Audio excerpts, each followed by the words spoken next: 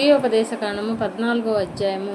మీరు మీ దేవుడైన యెహోవాకు బిడ్డలు కనుక చనిపోయిన వాడెవడని బట్టి మిమ్మల్ని మీరు కోసుకొనకూడదు, మీ కనుబొమ్మల మధ్య బోడి చేసుకొనకూడదు. ఏలయనగా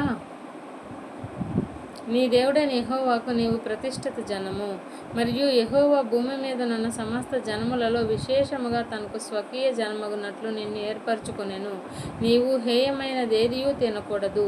మీరు తినదగిన జంతువులు ఏవనగా ఎద్దు, గొర్రెపిల్ల, మేకపిల్ల, దుప్పి, ఎర్ర చిన్నజింక, దుప్పి, కారుమేక, కారుజింక, లేడి, కొండకొర్రు అనునవే. జంతువులలో 2 డెక్కలు గలదే నెమరువేయి జంతువులను తినవచ్చును. నెమరువేయి వాటిలోనిదే కాని 2 డెక్కలు గల వాటిలోనిదే గాని నెమరువేసి 1 డెక్క గల ఒంటె, కుందేలు, పొట్టి కుందేలు అను వాటిని తినకూడదు, అవి మీకు హేయములు.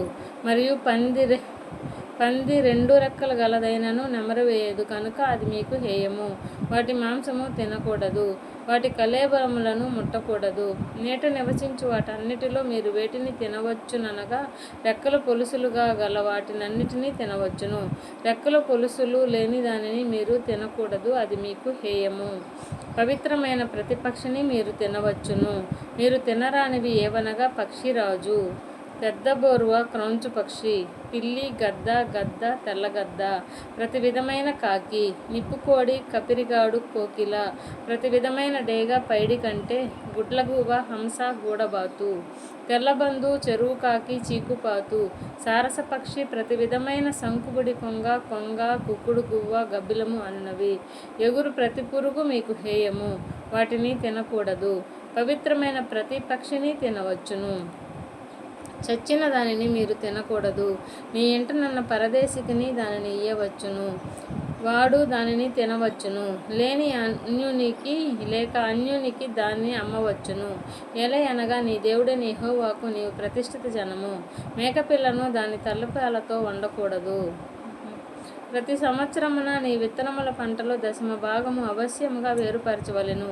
నీ దినములన్నిటిలో నీ దేవుడైన యెహోవాకు నీవు భయపడు నేర్చుకొనున్నట్లు నీ దేవుడైన యెహోవా తన నామమునకు నివాస స్థానముగా ఏర్పరచుకొను స్థలమున ఆయన సన్నిధిని నీ పంటలో గాని, నీ ద్రాక్షారసములో గాని, నీ నూనెలో గాని 10వ వంతును, నీ పశువులలో గాని, గొర్రె మేకలలో గాని తొలుచులు వాటిని తినవలెను. మార్గము దీర్ఘముగా నున్నందున, అనగా యెహోవా తన నామమునకు నివాస స్థానముగా ఏర్పరచుకొను స్థలము మిక్కిలి దూరముగా నున్నందున, నీవు వాటిని మోయలేని ఎడల నీ దేవుడైన యెహోవా నిన్ను ఆశీర్వదించినప్పుడు వాటిని వెండికి మార్చి ఆ వెండిని చేత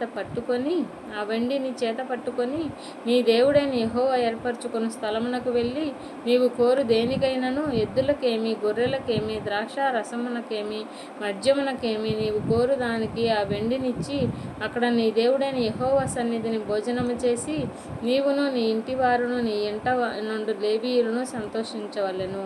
లేవీయులను విడవకూడదు. ఈ మధ్యను వారికి పాలైనను స్వాస్థ్యమైనను లేదు. నీ దేవుడైన యెహోవా నీవు చేయు చేతి పని అంతటిలోనూ నిన్ను ఆశీర్వదించినట్లు 3 సంవత్సరములకు ఒకసారి ఆ ఏట నీకు కలిగిన పంటలో 10వ వంతంతయు బయటికి తెచ్చి నీ ఇంట ఉంచవలెను. అప్పుడు నీ మధ్యను పాలైనను స్వాస్థ్యమైనను లేని లేవీయులను, నీ ఇంటనున్న పరదేశులను, తండ్రి లేని వారును, విధవరాండ్రును వచ్చి భోజనం చేసి తృప్తి పొందుదురు.